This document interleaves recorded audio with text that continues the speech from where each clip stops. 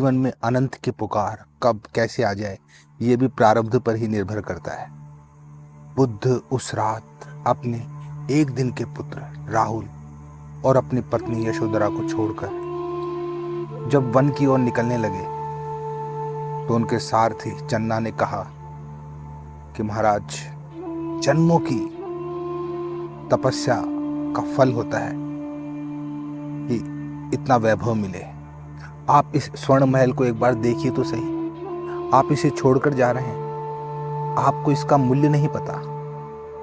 बुद्ध ने जब पीछे मुड़ के देखा अपने महल को तो चन्ना को कहा कि तुम्हें ये स्वर्ण महल नजर आ रहा है, मुझे तो अग्निशिखाएं नजर आती है। मृत्यु कल होनी है तो समझो आज हो ही गई। समय कब रुका है?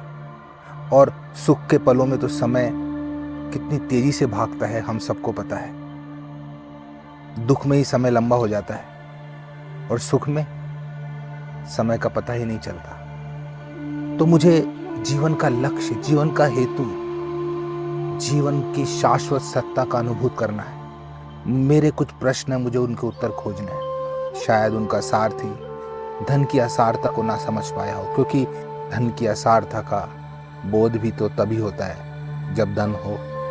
ये तो कोई विरले ही होते हैं, कोई कबीर, कोई दादू, कोई संत, महात्मा पुरुष, जिन्हें झोपड़ों में भी धन की असारता का बोध हो जाए।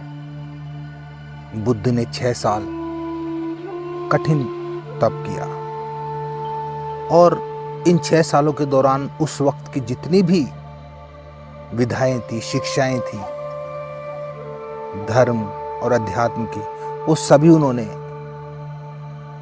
जानी, समझी, लेकिन उन्हें अपने प्रश्नों के उत्तर ना मिले।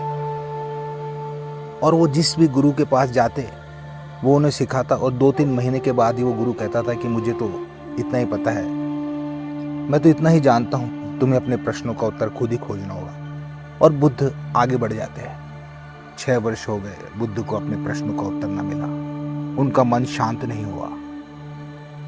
उस एक रात कहते हैं कि बुद्ध ने अपने शरीर को इतना जर्जर कर लिया था कि वो सिर्फ एक चावल के दाने पे रहते थे, इतना ही भोजन करते थे। बुद्ध की कई तस्वीरें आपने देखी होगी जिसमें उनका शरीर सिर्फ हड्डियों का एक ढांचा रह गया है। ये वही अवस्था थी जब उन्होंने उस सत्य को जानने के लिए, उस शाश्वत सत्ता की पहचान के लिए, अपने मन की शांति के लिए कठोर तप किया था। और वो ऐसे हो गए थे। उस भोर बुद्ध उठे और समीप निरंजना नदी बहती थी, वो उसमें स्नान के लिए उतरे। वो नदी भी कोई गहरी नहीं, कोई तेज नदी नहीं थी, बड़ी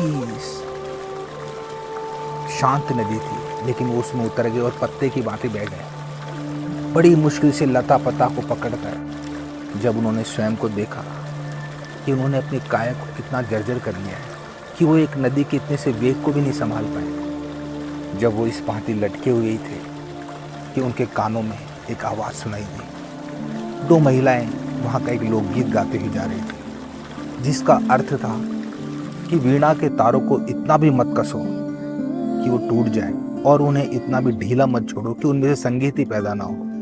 गीत की इन पंक्तियों ने बुद्ध की चेतना में क्रांति का सा काम किया। वो बड़ी मुश्किल से निरंजना नदी से बाहर आए और जाकर उस वृक्ष के नीचे बैठ गए, जिसे आज बोधि वृक्ष के नाम से भी जाना जाता है। उन्होंने सारे वो प्रयास जो सत्य को पाने के लिए, अपने प्रश्नों के उत्तरों को पाने के लिए कर रहे थे, उन सारे प्रयासों को उन्होंने छोड़ दिया और एक गहरी सांस ली और शांत चित्त होकर बैठ गए। ऐसी शांत स्थिति जिसमें कोई प्रयास नहीं था, न कुछ पाना था न कुछ खोना था। पद्मासन मुद्रा में, लोटस पोस्चर में बैठ गए, जिसमें उनकी रीढ़ सीधी थी, क्योंकि शरीर को इतना ढीला भी नहीं छोड़ना था और प्रयास भी नहीं करना था। बीच की स्थिति, इसलिए बुद्ध के मार्ग को मध्यम मार्ग भी बोलते हैं। उस स्थिति में जब वो बैठ गए, उसी क्षण उन्हें सत्य का बोध हो गया। सारे प्रश्न झर गए, सारे प्रश्न मिट गए, निष्प्रश्न दशा को उपलब्ध हुए। सिर्फ एक मध्यम स्थिति, आंख के पलकों को मात्र नीचे ढक देना है। अपनी स्पाइनल कॉर्ड को, अपनी रीढ़ की हड्डी को सीधा रखना है, कसना नहीं है, सीधा रखना है और कुछ भी प्रयास किए बगैर बैठ जाना है, जिसमें न कुछ पाना है न कुछ खोना है। सारी तलाश खत्म हो गई, मेरे प्रयासों से नहीं होगा, ये तो कृपा से ही होगा। ये स्थिति, फिर वो प्रसाद उतरता है। लेकिन उसके पूर्व बुद्ध ने सारे प्रयास किए थे। हमें भी तभी सत्य का बोध होगा जब हम ध्यान के लिए अपने सारे प्रयास करेंगे। तभी हमें एक दिन ये बोध होगा कि प्रयासों से उसे नहीं पाया जा सकता, वो तो कृपा से, प्रसाद से उतरता है। ध्यान कोई ऐसी स्थिति नहीं है जिसे आप प्राप्त कर लो। जब ये मिलता है तो प्रसाद स्वरूप ही मिलता है।